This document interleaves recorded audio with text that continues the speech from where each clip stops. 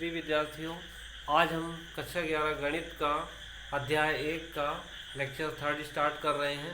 पिछले लेक्चर में हमने उप समुच्चय की शुरुआत की थी, अब उसके आगे हम देखेंगे। मैं एक बार फिर से रिवाइज करा दूं कि किसी समुच्चय को एक दूसरे का उप समुच्चय कब कहते हैं। तो देखिए, यदि कोई ए समुच्चय है, ए बराबर मान लेते हैं कि 1 2 3 है, और एक नया समुच्चय हम भी इस तरह से लेते हैं कि इसके कुछ अवयव अथवा सारे अवयव लेकर के एक नया समुच्चय बनाएं, तो यह समुच्चय इसका उप समुच्चय कहलाएगा। जैसे मान लीजिए कि हमने इसका एक अवयव एक लिया है, तो इस तरह से इसका जो अवयव एक है वो इसमें बिलोंग्स करता है, और इसलिए ये बी क्या कहलाएगा, ए का उप समुच्चय।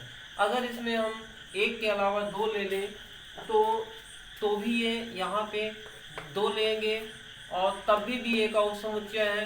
अगर तीन ले लें तब भी ये ए का उप समुच्चय है, क्योंकि बी के सारे अवयव इसमें हैं। और अगर एक भी अवयव ना लें तब भी बी जो है तो ए का उप समुच्चय है। ऐसे समुच्चय को हम रिक्त समुच्चय कहते हैं, क्योंकि ये माना जाएगा कि बी के सारे अवयव यानी बी में जितने अवयव हैं वो सारे अवयव ए में हैं। हकीकत में ये है कि इसमें ऐसा कोई अवयव नहीं है जो कि इस बात का विरोध करे कि वो बी में है किंतु ए में नहीं है। अब यदि हम बदल के देखें कुछ, जैसे हम 5 ले लें, तो इस स्थिति में बी में 5 है लेकिन 5 इसमें नहीं है। अब ये प्रश्न बदल गया है, और अगर बी इस तरह से लिया जाएगा तो इसमें हम बोलेंगे बी उप समुच्चय नहीं है ए का, और इस बात को हम ऐसे प्रदर्शित करेंगे कि बी उप समुच्चय नहीं है ए का। तो इस तरह से आप लोगों ने उप समुच्चय के बारे में जाना कि उप समुच्चय क्या होता है। एक सबसे महत्वपूर्ण बात यह है कि रिक्त समुच्चय प्रत्येक समुच्चय का उप समुच्चय होता है, ये हमेशा ध्यान दीजिए।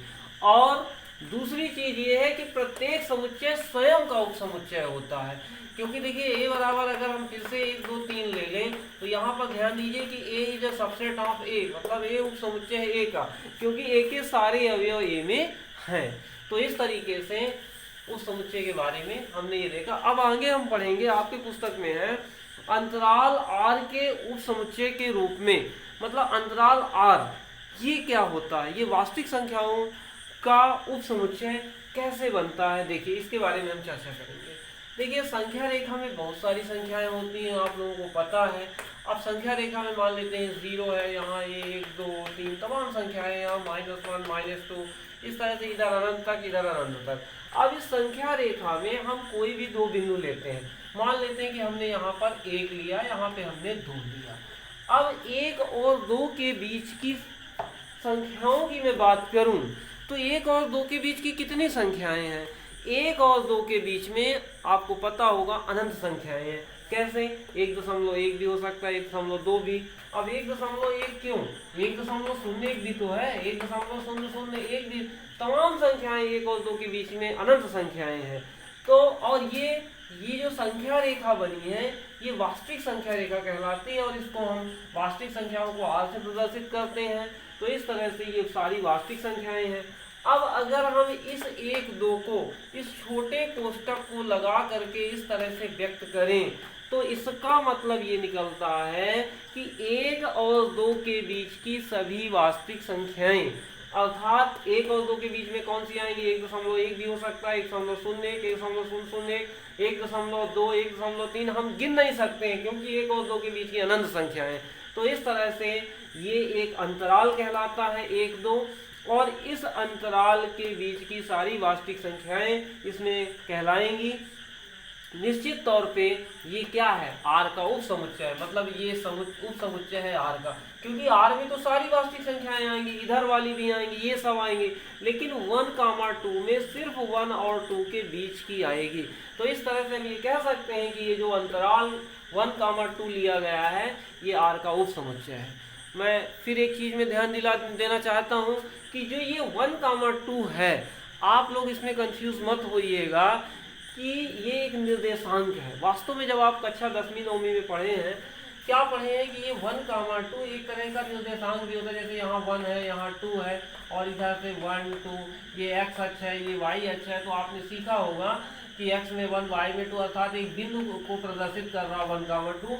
वास्तव में दोनों को लिखते एक जैसे हैं, लेकिन यहाँ पर ये सिर्फ एक बिंदु को बता रहा है और जबकि एक अंतराल को बता रहा। अंतराल का मतलब 1, 2 के बीच की बहुत सारी संख्याएं, यहाँ पर सिर्फ एक बिंदु की स्थिति को बता रहा 1, 2। ये दोनों अलग अलग चीजें हैं, लिखे जैसे जाते हैं। अब जहाँ जैसा होगा उसके हिसाब से आपको उसको समझना पड़ेगा। तो यहाँ ये वाला 1, 2 नहीं है, ये अलग है, ये एक अंतराल के रूप में है। हम इसको भी इसी तरह से व्यक्त करते हैं, इसको भी करते हैं। तो जब जैसा होगा उसको उसके हिसाब से आप लोगों को समझना पड़ेगा। अब देखिए यहीं पर हम बोलते हैं विवृत अंतराल या खुला अंतराल। अब ये खुला अंतराल है, यहीं पर हम इसमें एक थोड़ा सा संशोधन करें। इस छोटे ब्रैकेट की जगह पर अगर हम कैपिटल ब्रैकेट लगा दें तो इसका मतलब क्या निकलेगा? इसका मतलब ये निकलेगा कि 1 और 2 के बीच की हम सारी संख्याएं तो लेंगे ही लेंगे, साथ में हम 1 और 2 को भी ले लेंगे। अब इसको अगर हम लिखना चाहें तो ऐसा लिख सकते हैं कि x बड़ा या बराबर है 1 से, जबकि छोटा या बराबर है 2 से। तो ये इसका मतलब है 1, 2 का मतलब है। और बंद अंतराल के लिए, और x क्या है? x कोई वास्तविक संख्या, x बिलोंग्स टू R, मतलब x वास्तविक संख्या का अवयव है, जबकि x बड़ा या बराबर है 1 से, जबकि छोटा या बराबर है 2 से। ठीक है।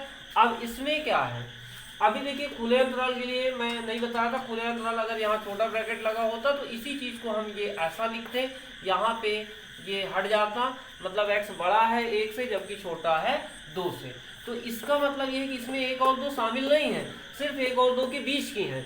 जबकि बंद अंतराल में क्या होता है कि 1 और 2 भी शामिल होता है और उसके बीच के भी शामिल होते हैं। तो इस तरह से ये खुला अंतराल है, वो बंद अंतराल था। अब कुछ इस तरह से आते हैं अर्धविवृत अंतराल, आधा खुला अर्धविवृत। तो आधा खुला का मतलब क्या है?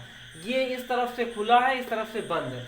जिधर से बंद है वहां पे हम बराबर का चिन्ह लगाएंगे। इसका मतलब है कि x बड़ा है 1 से, 1 से बड़ी संख्याएं लेनी है, और जबकि 2 से छोटी या 2 के बराबर लेनी। मतलब इसमें 1 शामिल नहीं है, 1 से बड़ी कुछ भी हो सकती है, 1.1 या 1.01। लेकिन अब कहाँ तक जाएंगे? 2 तक जाएंगे, 2 भी इसमें शामिल रहेगा। इसको हम बोलते हैं अर्धविवृत अंतराल। अब इसको हम आधा खुला भी बोल सकते हैं और आधा बंद भी बोल सकते हैं। अब इस तरह से इसकी एक स्थिति ऐसी भी हो सकती है कि यहाँ से खोल दीजिए और इस तरफ से बंद कर दीजिए। जिधर से बंद करेंगे उधर कैपिटल ब्रैकेट बनाएंगे। तो इस तरह से यहाँ पर अब 1 शामिल हो गया लेकिन 2 शामिल नहीं हो गया। तो इस तरह से ये दोनों अर्धविवृत अंतराल कहलाते हैं। अब इसमें पुस्तक में ए और बी करके लिखा है, मतलब ये है कि यहाँ जैसे 1, 2 के बजाय अगर हम 1 बी ले लें तो वही चीज़ है। यहाँ पर आप समझें कि जैसे हमने लिया a, b, अब ये विवृत अंतराल है। इस a, b का मतलब क्या है? x इस प्रकार से है कि x जो है a से बड़ा है जबकि b से छोटा है, और x क्या है? कोई वास्तविक संख्या है, x कोई वास्तविक संख्या। इस तरह से ये विवृत अंतराल हो गया। और ये बंद अंतराल, इसको इंग्लिश में ओपन इंटरवल कहते हैं और इसको क्लोज इंटरवल कहते हैं। क्लोज इंटरवल में x हो जाएगा x बड़ा या बराबर है a से, जबकि छोटा है b से, जहाँ x जो है तो कोई वास्तविक संख्या है। तो इस तरह से x बिलोंग्स टू R।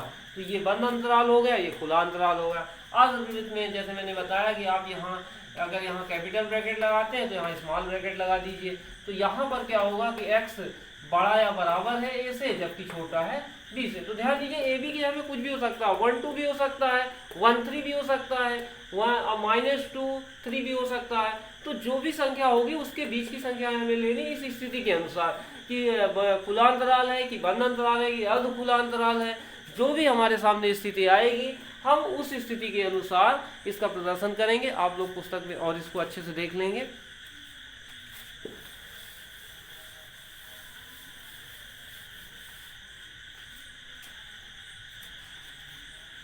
अब इसके बाद आगे आते हैं हम घात समुच्चय, जिसको कि अंग्रेजी में कहते हैं पावर सेट। अब ये घात समुच्चय होता क्या है? तो देखिए, घात समुच्चय उस समुच्चय को कहते हैं जो कि उसके उप समुच्चयों का समुच्चय होता है। उदाहरण के तौर पे मान लीजिए कि a बराबर हमारे पास है ab। अब मैं अगर इसके उप समुच्चय लिखना चाहूँ तो कौन कौन से इसके उप समुच्चय होंगे? सबसे पहले तो हम लिख देते हैं भाई 5 को। क्योंकि फाई मतलब रिक्त समुच्चय प्रत्येक समुच्चय का उपसमुच्चय। याद रखिए, चाहे आप फाई लिखें या इस तरह से खाली कोष्टक बनाएं, दो में से आप कोई भी संकेत का इस्तेमाल करते हैं। लेकिन ध्यान दीजिए, इसको आप कभी इस संकेत इकट्ठा मत कर लेना, क्योंकि ये रिक्त समुच्चय नहीं है, बल्कि ये एकल समुच्चय है। इसके अंदर एक अवयव है जो कि फाई है, ये रिक्त समुच्चय नहीं कहलाएगा। आप या तो इस संकेत का प्रयोग करें अथवा इस संकेत का प्रयोग करें रिक्त समुच्चय के लिए, इसका मत करिए। अब ये गलत है। अब यहाँ देखिए, अब मैं इसके उप समुच्चयों की लिस्ट बना रहा हूँ। तो इसका उप समुच्चय एक तो रिक्त समुच्चय है, दूसरा कौन सा है, एक एक अवयव लीजिए, तो यहाँ ए आ जाएगा, ये बी है। क्यों ऐसा है, क्योंकि इसके अंदर के सारे अवयव इसमें हैं, इसलिए ये जो समुच्चय है इसका उप समुच्चय है, ये भी इसका उप समुच्चय, क्योंकि इसके अंदर के सारे अवयव इसमें हैं। और हम बात करें इसकी, प्रत्येक समुच्चय स्वयं का उपसमुच्चय होता है, इसलिए ये ए बी भी इसका उपसमुच्चय है। क्या इससे और ज्यादा उपसमुच्चय बन सकते हैं इसमें, बता सकते हैं? अब नहीं बन सकते हैं। तो एक रिक्त समुच्चय हो गया, इसको आप फाई लिखिए अथवा इस तरह से भी आप लिख सकते हैं, कोई दिक्कत नहीं। क्योंकि देखिए, ये भी इसका उपसमुच्चय, इसके अंदर के सारे अवयव इसमें हैं। अगर नहीं है तो आप बताइए कौन सा नहीं है जो इसमें है लेकिन इसमें नहीं, ऐसा कोई जवाब नहीं। तो हम मान लेंगे कि इसके सारे अवयव इसमें हैं। तो इस तरह से रिक्त समुच्चय इसका उपसमुच्चय है, ए उपसमुच्चय है, बी भी उपसमुच्चय है और ए बी भी इसके उपसमुच्चय। तो ये सारे उपसमुच्चय हमने यहाँ पर लिखे। अब इन उप समुच्चयों का समुच्चय बना दें, मतलब एक बड़ा कोष्टक, एक मंझला कोष्टक इस तरह से लगा दें और इनको जितने उप समुच्चय हैं इन सभी को हम अवयव मान लें। तो इस तरह से ये उप समुच्चयों का एक जो नया समुच्चय तैयार हुआ, ये एक पावर सेट अंग्रेजी में कहते हैं, घात समुच्चय हिंदी में कहते हैं, ये घात समुच्चय कहलाएगा। इसको हम पीए से प्रदर्शित करते हैं, P represents for power set. तो पी यहाँ पर पावर सेट के लिए माने घात समुच्चय के लिए, तो इस तरह से ये पीए कहलाएगा। तो घात समुच्चय अब आप समझ गए होंगे, किसी समुच्चय के समस्त उप समुच्चयों का समुच्चय उसका घात समुच्चय कहलाता है। अब एक चीज ध्यान दीजिए कि इस घात समुच्चय में अवयव कितने होते हैं, इसके लिए क्या कोई फॉर्मूला है? तो हाँ है हमारे पास। अगर इसमें n अवयव है तो घात समुच्चय में 2 की घात n अवयव होते हैं। देखिए यहाँ na, ये जो संकेत है n लिखा है, फिर कोष्टक लगा है, फिर a लिखा। क्या मतलब है? Na का मतलब है number of element in set A, मतलब A में अवयवों की संख्या। तो A में कुल कितने अवयव हैं, गिनती कर लेते हैं। A में 2 अवयव हैं, इसका मतलब Na बराबर 2। Number of element in set A समुच्चय के अवयवों की संख्या ये 2 है। अब इसी तरह से अब Pa में कितने अवयव आए, तो यहाँ पे कितना आया, NPA कितना आया, NPA का मतलब है number of element in set PA, मतलब PA में अवयवों की संख्या।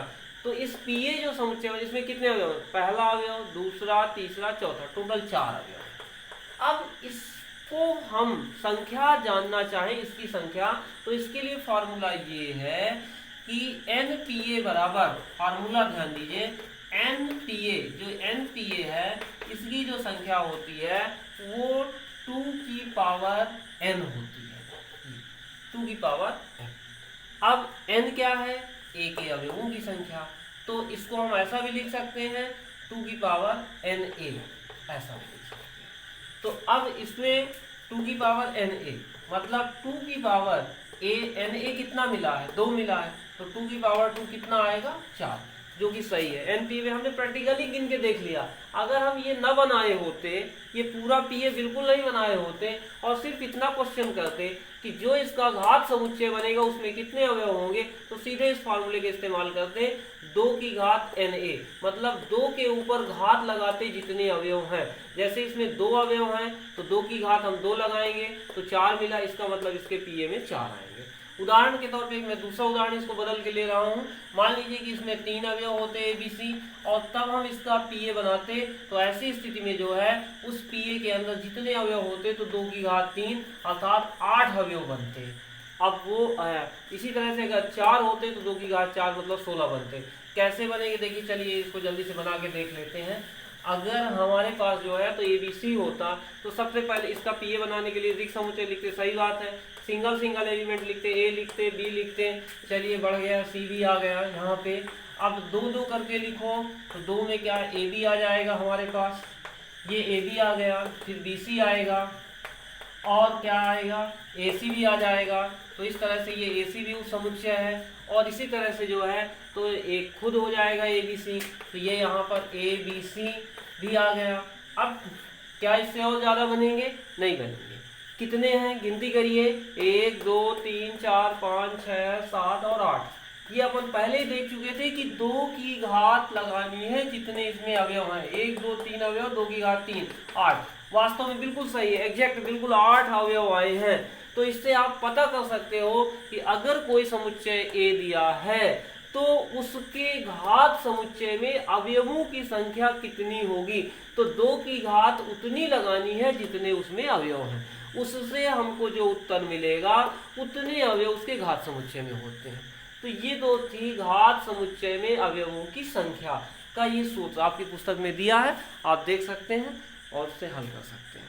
आप घात समुच्चय भी अच्छे से समझ गए। अब इसके आगे है सात्विक समुच्चय, जिसको कि अंग्रेजी में कहते हैं यूनिवर्सल सेट।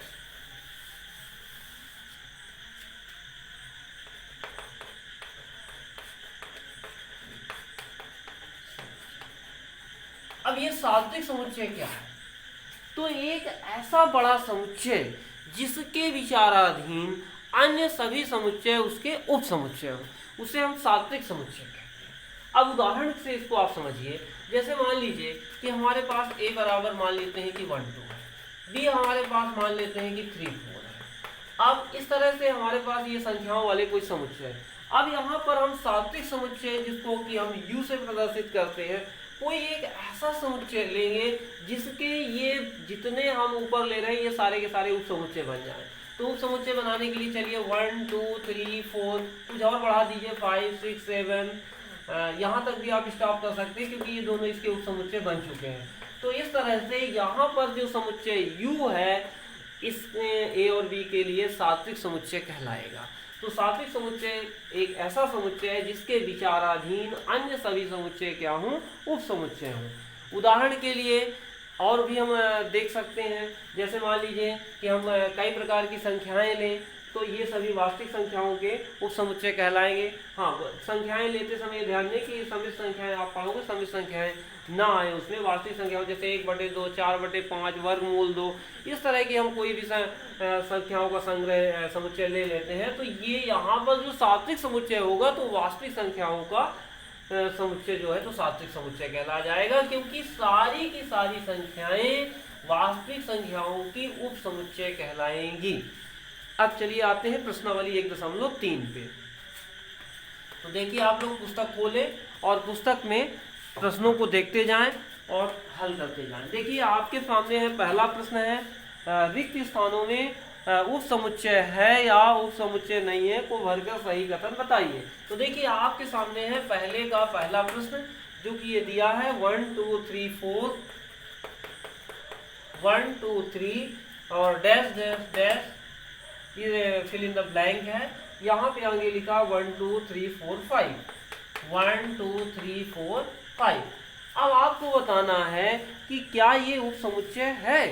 तो देखिए आप इसके अवयव देखें, इसमें 1 है, इसमें भी है, इसमें 2 है, इसमें भी, इसमें 3 है, इसमें भी, अर्थात इस समुच्चय के सारे अवयव इसमें हैं। तो इसमें आप क्या फिलअप करेंगे, उप समुच्चय है, क्योंकि इसके समस्त अवयव इसमें विद्यमान है। आप इसको भर देंगे, फिल कर देंगे। इसके बाद देखिए इसी तरह से दूसरा देखें तो दूसरे से इसके सेकंड नंबर पे क्या कह रहा है, ABC ये जो दिया है और यहाँ पे आपको फिल इन द ब्लैंक करना है।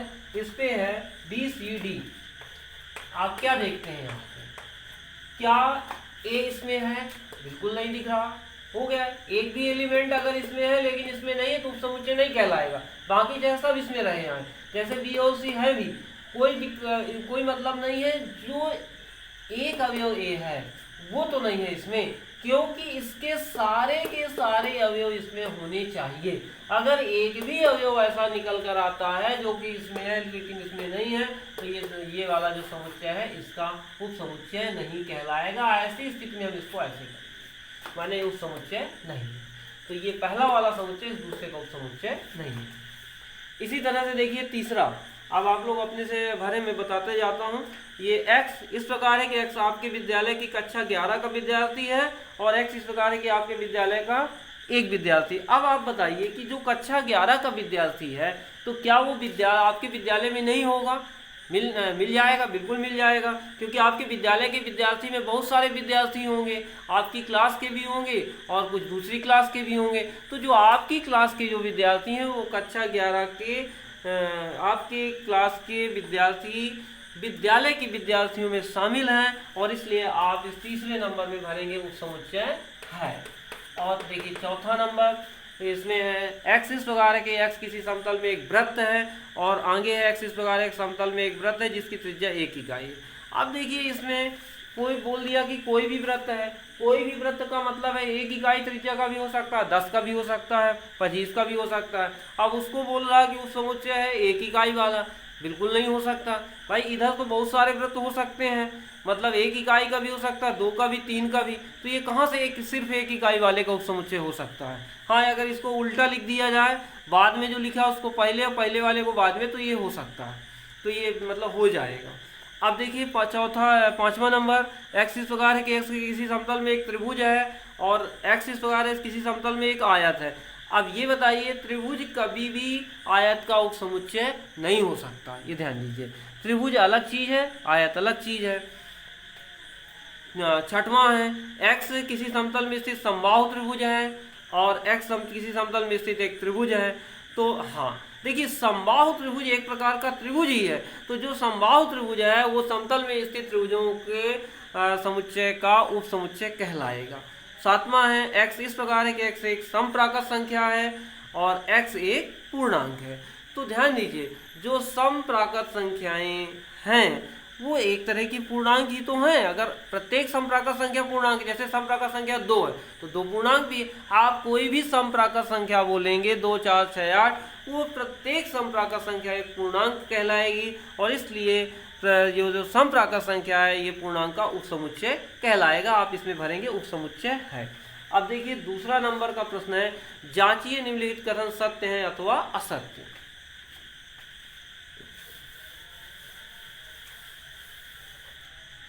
तो देखिए इसमें दूसरे का पहला क्या दिया है, इसमें ए बी उप समुच्चय नहीं है बी सी ए का। तो आप क्या देखते हैं, क्या ये इसका उपसमुच्चय है? देखिए इसका अवयव ए इसमें है, इसका अवयव बी भी इसमें है, अर्थात ये उपसमुच्चय है। लेकिन प्रश्न में दिया है कि नहीं है, तो क्या हो गया, ये तो असत्य हो गया। ठीक है, तो दिया गया कथन क्या है, असत्य है। आप लिख देंगे दिया गया कथन असत्य है। क्यों असत्य है? क्योंकि ये ए बी इसका उप समुच्चय है। और लिख सकते हो कि इस पहले वाले समुच्चय के समस्त अवयव दूसरे वाले में उपस्थित है, विद्यमान है और इसलिए जो है तो यह इसका उप समुच्चय है, इसलिए दिया गया कथन असत्य है। ठीक इसी तरह से देखिए इसका दूसरा नंबर है, सेकंड नंबर है A E is the subset of, ये है x इस प्रकार है, x अंग्रेजी वर्णमाला का स्वर है, x such that x is the vowel of English alphabet।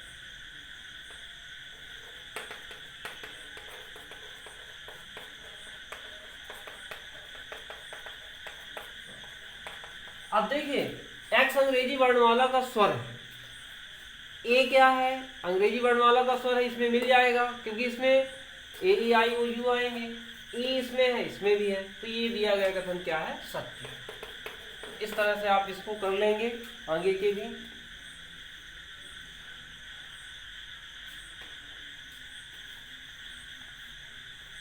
अब इसके बाद देखिए तीसरा प्रश्न,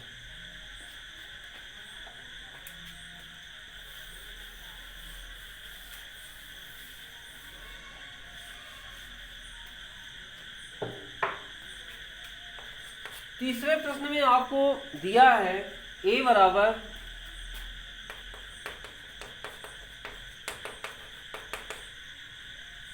1 2 3 4 5 और आपसे कुछ इसमें प्रश्न पूछे जा रहे हैं। ये बोला जा रहा है कि कौन सा कथन सही नहीं है और क्यों। तो देखिए पहला, इसमें देखिए पहला प्रश्न है 3 4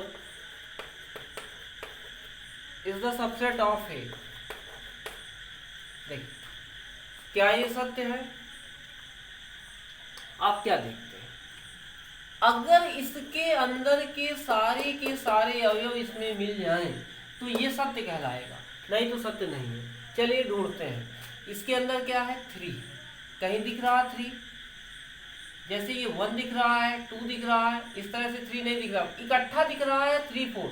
ये इकट्ठा नहीं माना जाएगा, अलग से 3 माना जाएगा। जिस तरह से 1 और 2 है, तो जिस तरह से 1 कामा 2 कामा इसी तरह से कहीं 3 नहीं दिख रहा। 4 हो गए, एक भी अगर नहीं दिख रहा मतलब वो समुच्चय नहीं है।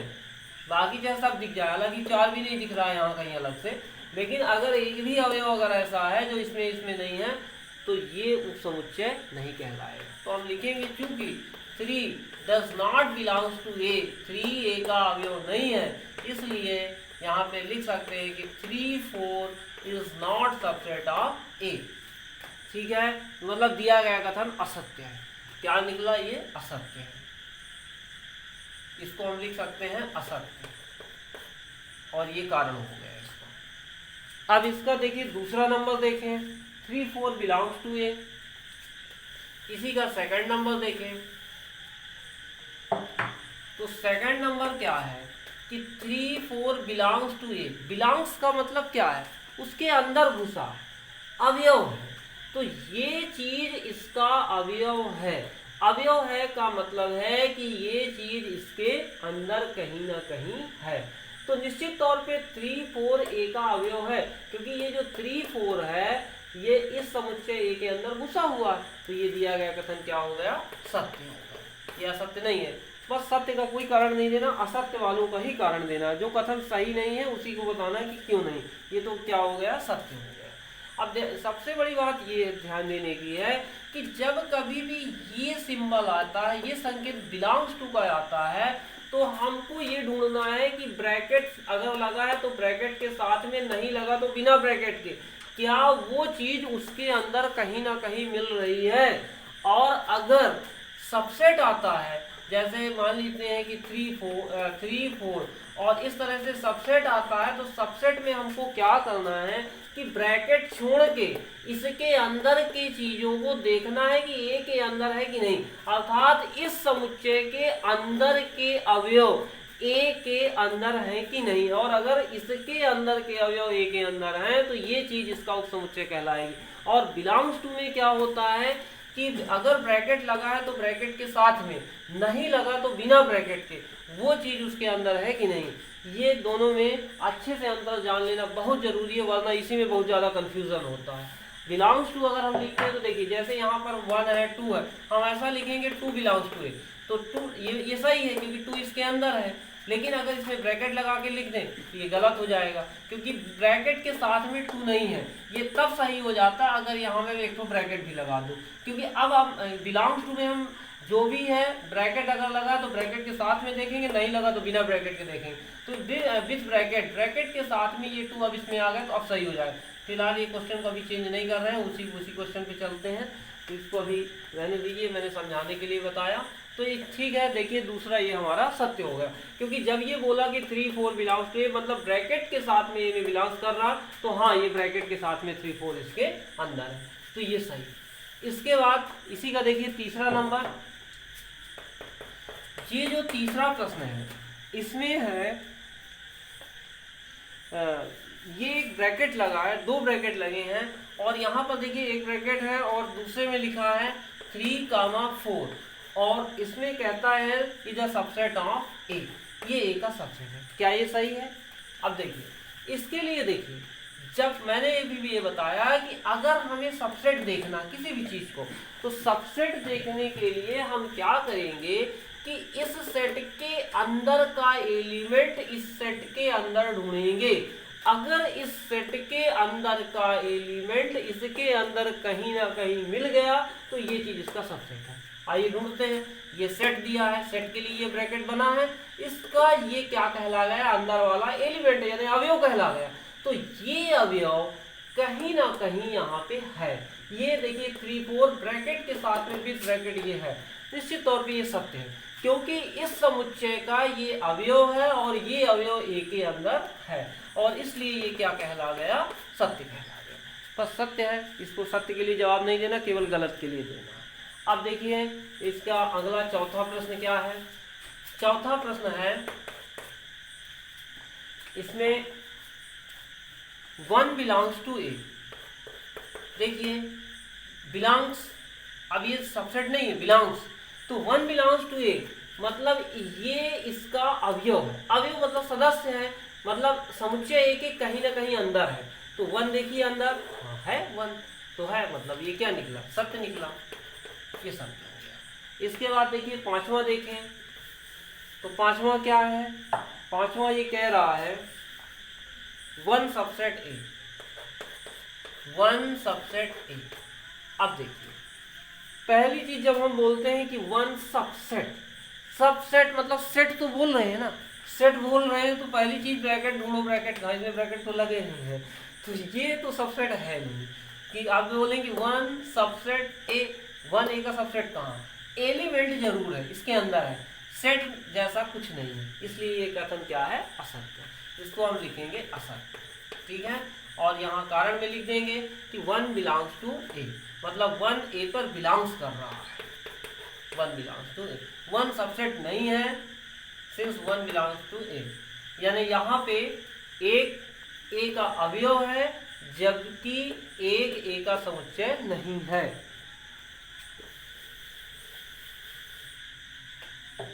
इसके बाद अगला देखिए, इसी का छठवां नंबर, छठवां नंबर है 1 2 5 इज अ सबसेट ऑफ ए। क्या ये सही है, 1 2 5 सबसेट ए, क्या ये ए का सबसेट है, क्या ये सही है? तो देखिए इसके, अगर इसके अंदर के अवयव इसके अंदर हैं तो ये है, नहीं तो है। 1 है, 2 भी है, 5 भी है, तो सत्य है। और इसके बाद आगे है 1 2 5 बिलोंग्स टू ए, सातवां नंबर है इसका 1 2 5 बिलोंग्स टू ए। क्या ये सही है, बिलोंग्स टू? अब देखिए फिर वही बात, बिलोंग्स का मतलब पूरा का पूरा इसके अंदर कहीं ना कहीं घुसा होना चाहिए, मिलना चाहिए। तो देखिए 1 2 5 ब्रैकेट के साथ में विथ ब्रैकेट, क्या इकट्ठा एक साथ क्या कहीं दिख रहा है, नहीं दिख रहा, नहीं है। जिस तरह से 3 4 इकट्ठा ब्रैकेट के साथ में, उसी तरह से 1 2 5 भी इकट्ठा, क्या कहीं दिख रहा, नहीं दिख रहा, तो ये कथन क्या है, असत्य, ठीक है, ये असत्य होगा। कारण लिख सकते हो कि 1 2 5 सीधा सीधा लिख सकते हो not belongs to A, since यहाँ पे 1 2 5 नॉट बिलोंग, ये एक अवयव ही नहीं है, ठीक है, क्योंकि ब्रैकेट के साथ में ये एक साथ इकट्ठा नहीं है इसमें। इसके बाद देखिए अगला, इसमें ये है 1 2 3 इज अ सबसेट ऑफ ए। इसी का 8वां नंबर देखें, 1 2 5 इज अ सबसेट ऑफ ए। क्या ये सही है? तो देखिए इसके अंदर के एलिमेंट अगर इसमें है तो देखिए इसका एलिमेंट 1 है, इसमें 2 भी है, 5 भी है, सत्य है, क्योंकि इस समुच्चय के सारे अवयव ए में है, ये हो गया सत्य। अब इसी तरह से देखिए 9वां है 5 बिलोंग्स टू ए। क्या ये सही है, 5 belongs to A? 5 belongs to A, belongs का मतलब अंदर, क्या 5 कहीं अंदर घुसा हुआ दिख रहा है? नहीं दिख रहा। फाई कहाँ है ए के अंदर? फाई ए के अंदर नहीं है, तो ये असत्य है। अब देखिए, since phi does not belong to A, phi जो है तो ए में बिलोंग नहीं कर रहा, इसलिए ये असत्य है। अब इसके बाद देखिए अगला प्रश्न, phi is a subset of A. Phi is a subset of A. देखिए फाई का मतलब क्या है? फाई का मतलब है एम्प्टी सेट, रिक्त समुच्चय। इज अ सबसेट ऑफ ए, इसका इस लाइन का मतलब ये है। अब मैं कह रहा हूं कि ये इसका उपसमुच्चय है। बिल्कुल सही बात है, क्योंकि रिक्त समुच्चय प्रत्येक समुच्चय का उपसमुच्चय होता है। क्यों? क्योंकि रिक्त समुच्चय के सभी अवयव प्रत्येक समुच्चय में मिल जाएंगे। अब अगर आप बोलते हो कौन सा नहीं मिलेगा, तो आप बताइए कि इसके अंदर कौन सा अवयव है जो इसमें रिक्त में है लेकिन इसमें नहीं है। तो ऐसा ऑब्जेक्शन वाला कोई नहीं, क्योंकि हकीकत ये है कि इसमें कोई अवयव ही नहीं है। अर्थात ये बात सत्य है कि रिक्त समुच्चय का उपसमुच्चय है। तो इस चीज आपको ध्यान दीजिए कि रिक्त समुच्चय प्रत्येक समुच्चय का उपसमुच्चय होता है, ना कि उसका अवयव होता है। बिलोंग्स नहीं करता, जैसे इसका पहले वाला गलत था, क्योंकि बिलोंग्स के लिए वो बोला था, माने उसका अवयव है ऐसा बोला था, तो उसका अवयव नहीं होता बल्कि उपसमुच्चय होता है। तो रिक्त समुच्चय प्रत्येक समुच्चय का उपसमुच्चय होता है। अब इसी तरह से अगर हम इसी का अगला 11वां नंबर बोले, तो 11वां नंबर क्या कह रहा है कि यहाँ पे 11वें नंबर पे एक समुच्चय लिया है जिसका के अंदर अवयव रिक्त फाई है, और ये बोला जा रहा है कि ये ए का उपसमुच्चय है।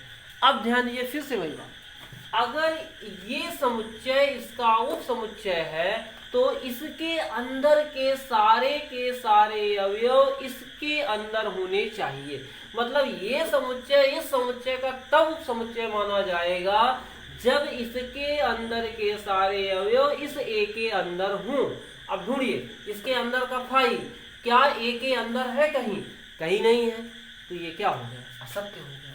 तो इस तरह से ये भी क्या हो गया? असत्य। ठीक है, क्योंकि ये फाई असत्य, since phi does not belong to A, phi A के अंदर नहीं है, इसलिए दिया गया कथन असत्य। तो ठीक है, आज बस इतना ही। अब अगले दिन इसके बाद चर्चा करेंगे।